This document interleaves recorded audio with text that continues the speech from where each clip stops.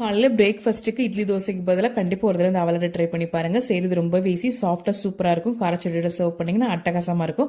ஒரு கப் வெள்ளை அவலை நல்லா கழுவிட்டு அரை மணி நேரம் 1.5 கப் தண்ணி ஊற்றி ஊற வச்சுருங்க. ஊறினதுக்கப்புறம் நல்லா இந்த மாதிரி புழு புழுன்னு நல்லா சாஃப்டாக கிடைக்கும். இதை கையில் நல்லா க்ரஷ் பண்ணி நல்லா பிசைஞ்சு விட்டுட்டு தாளிப்புக்கு ஒரு கடாயில் எண்ணெய் ஊற்றி கழுந்த பருப்பு, கருவேப்பிலை, பச்சை மிளகா இதெல்லாம் சேர்த்து நல்லா வதக்கி விட்டுட்டு இப்போ பொடியாக நறுக்கின ஆனியனை சேர்த்துக்கோங்க. சேர்த்து துருவின கேரட் சேர்த்துருக்கேன். நீங்கள் இதில் பீட்ரூட், முருங்கைக்கீரைலாம் சேர்க்கலாம். டேஸ்ட் ரொம்பவே நல்லா இருக்கும்.